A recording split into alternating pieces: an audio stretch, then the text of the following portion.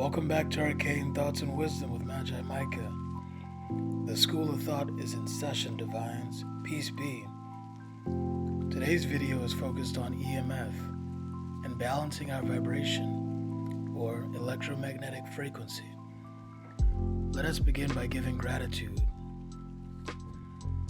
Take a moment and give thanks to the Divines and the ancestors before you.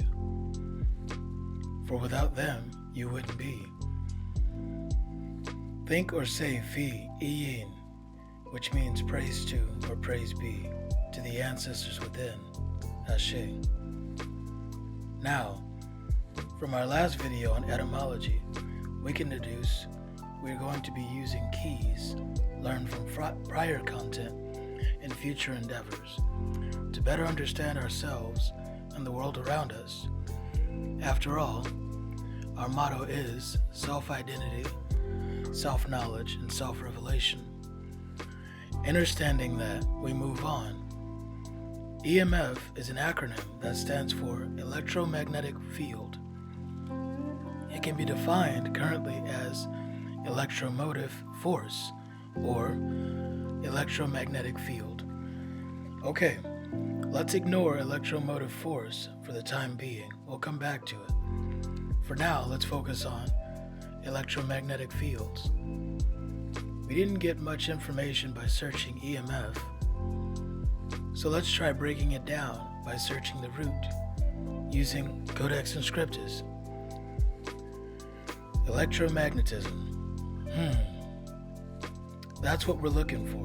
Electromagnetism is defined as the fundamental physical force that is responsible for interactions between charged particles which occur because of their charge, and for the emission and absorption of photons that is about 100th the strength of the strong force, and that extends over infinite distances, but is dominant over atomic and molecular distances.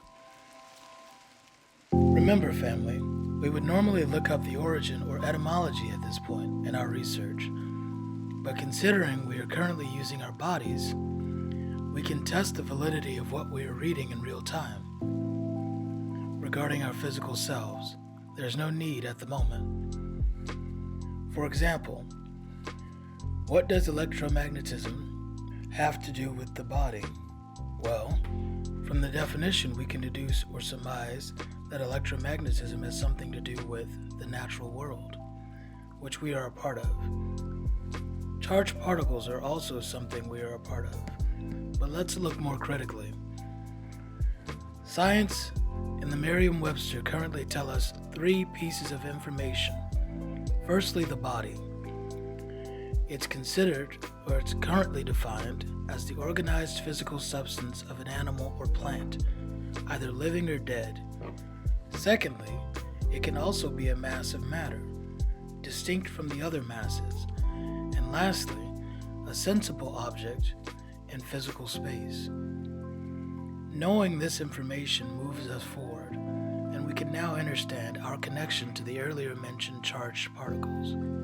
If a fundamental physical force that is responsible for interactions between charged particles is all we need to be considered electromagnetic, then we are essentially electrochemical batteries that charge ourselves with food, water, and sun, and sleep. But that's a bold statement. Let's back it up with actual scientific research, starting with the end of the definition, which is, and that extends over infinite distances but is dominant over atomic and molecular distances. This tells us electromagnetism is the most powerful or dominant on a microcosmic or molecular level, which is present in the mass of matter in our already defined living bodies or sensible objects in physical space. For the people in the back, let's ask the question, what is matter? Does matter even have particles, charged or otherwise? In arcane teachings, matter is defined as zero, or blackness, or matter, or mother, on account of this being the beginning, and the sole source of creation from which light itself and all other things come to be. Our current Webster's definition of matter is material substance that occupies space, has mass, and is composed predominantly of atoms, consisting of protons, neutrons, and electrons, that constitutes to the observable universe and that is interconvertible with energy. Those are all particles. And so now we know we are electromagnetic beings or bodies based on our facts and research. Therefore, fields occur naturally. But why am I telling you all this? Well, if you've stuck around this long, you're in luck, because this is the premise of the video, finding balance. With our newfound knowledge, we can apply our understanding of the physical self to everyday life. Warning, if you're not religious, stick with me. I'm not either. But we Magi use the Bible out of unanimity between the largest majority, and so providing the most room for the most ideal truth. But I don't take the information it offers literally, but rather esoterically and or arcanely. I digress. Leviticus 19:19 tells us, "Thou shalt not let thy cattle gender with a diverse kind. Thou shalt not sow thy field with mingled seed. Neither shalt a garment mingled with linen, or of linen and woolen, come upon thee." It seems like this Bible might be onto something arcane. Arcane thoughts and wisdom and thinking teaches us there is something to learn here.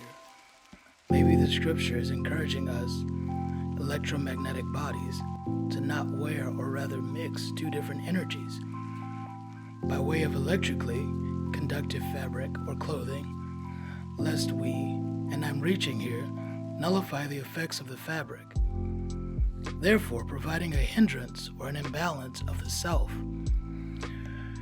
and its respective energies. You see, linen or cotton are antifungal and antibacterial, but is also incredibly non-conductive or low energy. And anyone who's ever worn wool or polyester socks or sweaters on carpet could tell you how shockingly effective they are when touching a doorknob or anything else metal while wearing them. High energy. But that's just the clothing. Are there any other ways we could imbalance our energy, frequency, or vibration through interaction? Of course. From your head to your toes, you produce electromotive force. See, we went full circle. Arcane wisdom tells us that electromotive force is the Eastern interpretation of chi, or the Hindi prana, dormant energy, or potential, energetic potential of the body through breath, stillness, movement, or thought, but is currently defined as electromotive force as the electrical potential produced by either electrochemical cell or by changing the magnetic field. EMF is the commonly used acronym for the electromotive force. A generator or battery is used for the conversion of energy from one form to another. In these devices, one terminal becomes positively charged, while the other becomes negatively charged. Therefore, an electromotive force is a work done on a unit electric charge. And so everything you touch and interact with literally has the potential to drain or produce energy for you, based on who or what you are and what it is, and how long you interact with it. Reclaim your energy by being mindful of actions and interactions, and in doing so, finding balance within. I leave you with this, a quote I heard during my first ayahuasca experience. The mind asks only questions. The heart gives only answers.